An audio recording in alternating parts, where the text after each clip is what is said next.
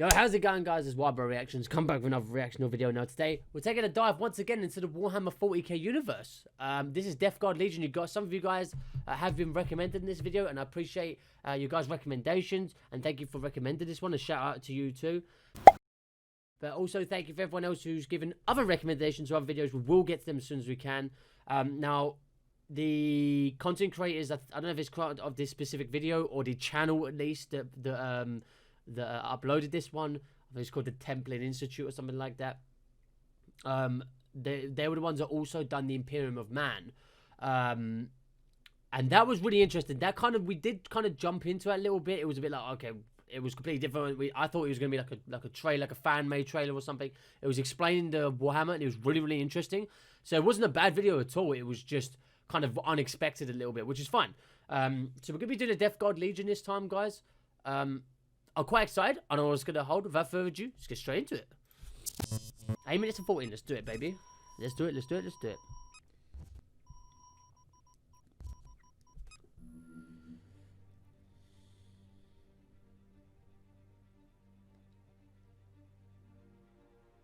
At the height of the Imperium, when the dominion of mankind had spread across the entire galaxy and a final victory was near, the Emperor was betrayed.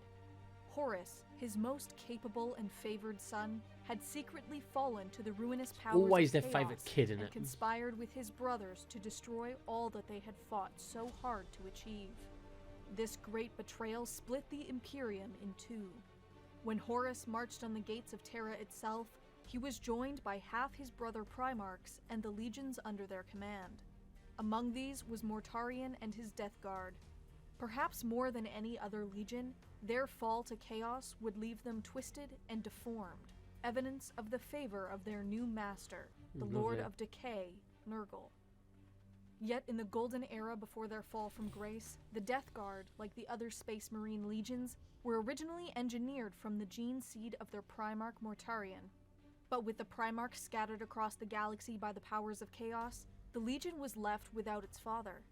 At the dawn of the Imperium, for over 8 decades, they fought against alien tyrants and dark cults as part of the Emperor's Great Crusade. The Legion made use of an ancient tactic, unleashing relentless attacks shortly before nightfall.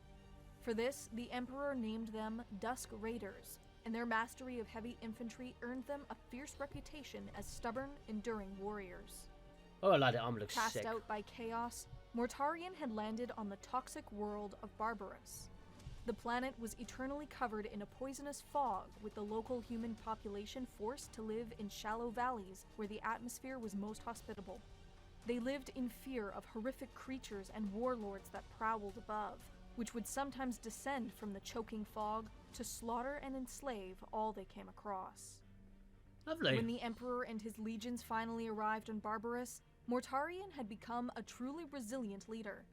He had trained and hardened his people, arming them with crude breathing masks so they might exact vengeance on those who for so long had acted with impunity.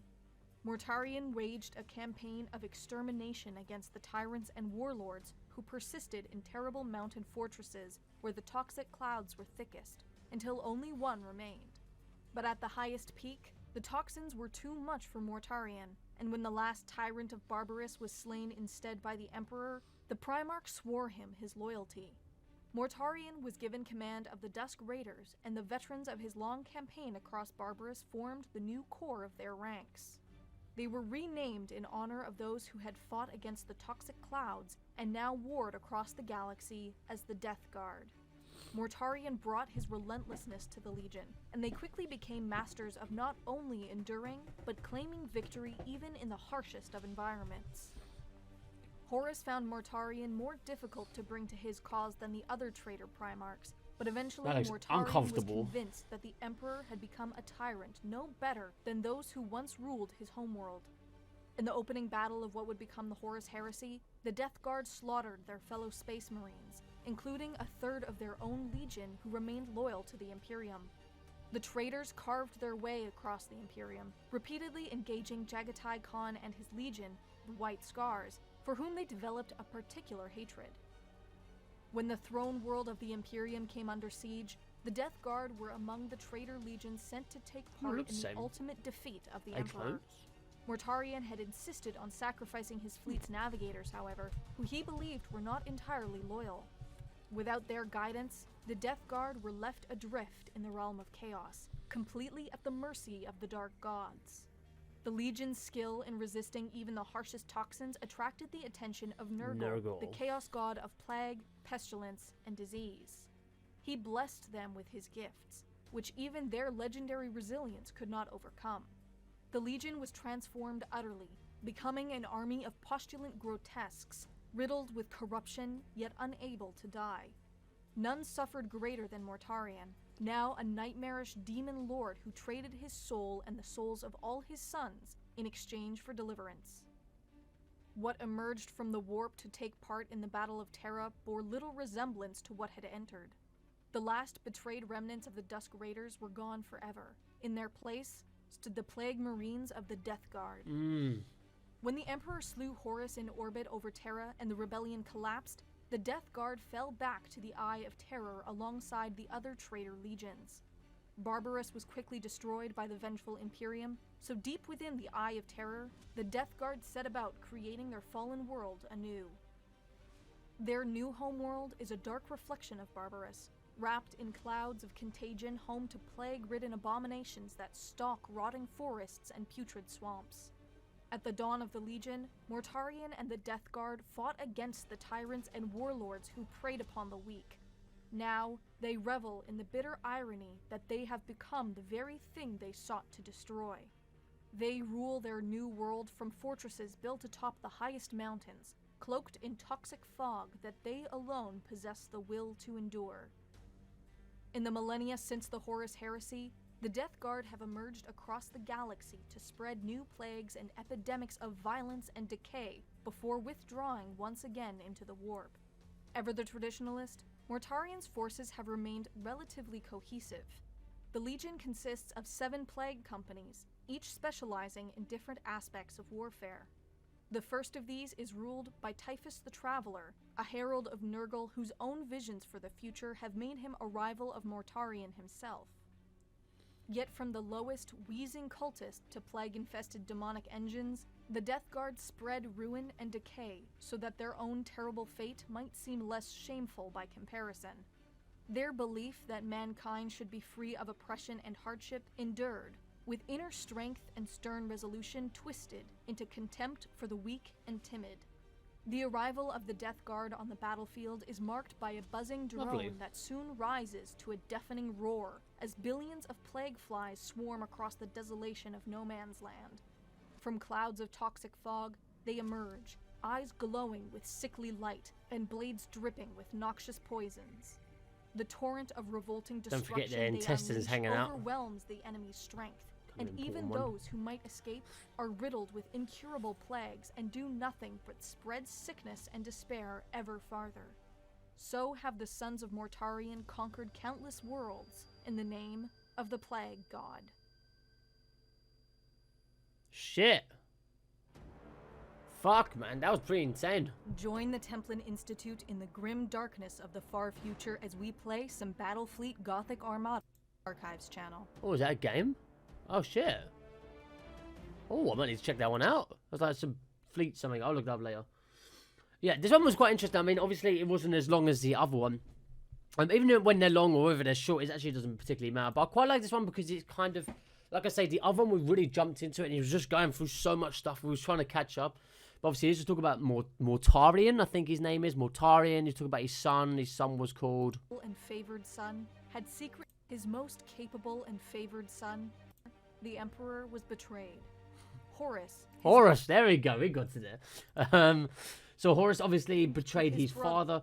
Again, this was like when we was mentioning about the other video. The Emperor's a bit like the sort of the icon of the human race, you know. And so obviously when he's, and I don't know at the time, if at the time of like sort of whenever the present is of this, that the Emperor is now seen more as a bit like a myth, not really a like a, how do I explain this? Because obviously they see him as a god, but is it more like that? It's kind of gone from he was actually real more to like this sort of symbol of hope. If that makes sense. Yeah, but the one thing I do know about the Warhammer universe, whether it's the 40k or the original one, or whatever the other one's called. I thought it was original. I might not. Again, let me know in the comments what it's actually called. Is the Chaos, because I've played the Total War Warhammer. I don't know if you guys have played that. I'm a huge fan of it. I think I've got about over 140 hours, which actually ain't a lot compared to other people, but for me that's a lot. And I used to love playing Chaos. I used to play like Archon, the Ever Chosen, I think his name was. And he didn't have Nargle, which I was kind of afraid, but you had a few ones, which again I'm not too known with the gods, but I know with one of Nurgle and Nurgle, is that how you say it? I think it's this thing here, isn't it? Or this is just one of his minions. I'm not too sure. And I used to love playing Chaos because it was like, you know, you had orcs, you had the Empire, which was like mankind, you had the vampires, you had the Northmen, and it was just like, you know, you had their like bitters, you had elves and other things like that. And it's kind of like you had your sort of like disagreements as the war between them. So it was like, for example, the orcs and the dwarves, always kind of like a long-lasting war. But then Chaos is like the ultimate enemy of literally every single thing that is a civilization. It just seeks to destroy it. And as much as I don't seek to destroy it, I just quite find that a bit appetizing when it comes to those specific type of games. And I've also played the Inquisitor, and the Inquisitors is quite heavily on the Nurgle side of things. And there was the Plague Marines, so when they said it, I recognise the Plague Marines because there's their intestines hanging out of the stomach, which I find actually pretty interesting. I know that the Warhammer sort of universe, when it does cinematics and games, is very gory. Which is weird because just like you've seen heads explode, bodies ripped to pieces, actual guts hanging out, like, and they're dragging the bodies along. Especially when we done the Inquisitor trailer, the game trailer, which we've done quite a while ago. You know, there's a part in it where one of the plague things, not the Plague Marines, we saw them, whatever the other creatures are, the spores or whatever they're called, was dragging it along. I was like, that's very gory. You can see the intestines, but the more gory thing was like this.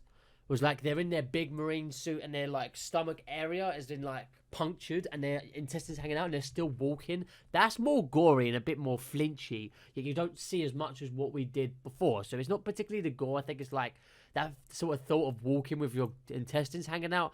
Yeah, it's not a very nice picture. They obviously went on to talk about the Dust Raiders. So it basically was talking how the Death Guard came to be. So obviously it went from the Dusk Raiders, I think they were called, Dusk Russian Raiders or so. And then this is when, is this his son or was it not? Eternally covered in a toxic world warriors. Cast out by chaos, Mortarion had landed... No, Mortarion, okay, so it's not his son was Horus, wasn't it? So now is Mortarion the like the sort of the one that is like equal to the Emperor? Who was Mortarion? I might have missed it. Which is my bad, but let me know, guys, in the comments who is Mortarion, because he seems to be fighting the realms of chaos. But obviously, the Emperor apparently, when slaughtered the last sort of being or whatever, I think he then said he pledged his like sort of pledged himself to the Emperor, gave him in charge of the Dust Raiders, and then Horus come along, this weird guy. With his head attached to his thing. I don't fucking know. This is some... I tell you what, the Warhammer thing, when it comes to like cybernetics and cyborgs, they really push it to the next level, and it's a bit odd.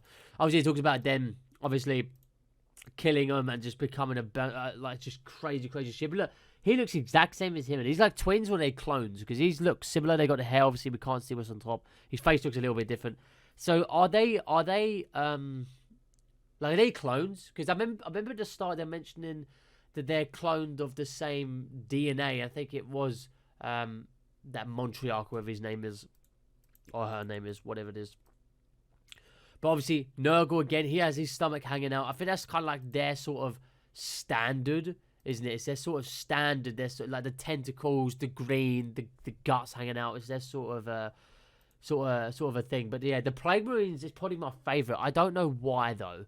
I don't know why the Plague Marines is my favourite. It's because I think you kind of idolise these Space Marines a little bit as these sort of like blessed warriors, and they're like angels in a sense. And I don't know if there's an angel guard. There probably would be. There probably is something called the Angel Guards.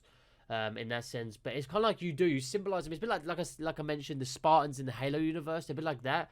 And when you see him all corrupt and plagued and tentacles coming out of his face and horns and crazy shit, it's kind of like, it kind of sucks, really. But it's like a really good suck. It's really odd. I really like the way they've done it. And again, it talks about their sort of settlement and other bits and bobs. So, yeah, this is a bit weird. So I don't know if this is what their face looks like. If so, God help. That's all I got to say. God help. But yeah, other than that though, this kind of just talks about the different, the different types. And there's these things. This thing is what I was talking about. The one that drags the body off. So yeah, other than that, it just talks about a bit of the spores. So quite a fun sort of video, guys. I did quite like it. It was much more easier to sort of read, kind of understand. So I'm hoping the more we go on, the more of the maybe there's a Space Marine one or something equivalent. Hopefully we could go on some of them and just learn a bit more about a Space Marine, which I think we already kind of learned from the Imperium of Man, but I kind of want that specifically focused on it. And like this, it's specifically focused on the Death Guard, their past, present, and future. I guess you could say how the service to Nurgle, how they, you had Horus portray his dad, you had that other dude, I can't remember his name though. And it was just really, really interesting, quite nice to kind of see. So, yeah, that's going to be it for me today, guys. If you have enjoyed it, make sure you hit that like, subscribe, and comment down below if you want to add anything, if you want to agree or disagree. That's what the comments are there for. We have an absolutely amazing community here at White Boy, and you guys are amazing. I appreciate all your guys' recommendations. I really, really appreciate it a lot. We're going to be back as soon as we can. But that's it for me today, guys. Make sure you go and follow the social media and the new Discord down in the description. Yeah, that's it. So without further ado, guys, I'm going to head off because I need to go do some work. So I'll see you guys in the next video. Take care. Peace out. Take care, guys.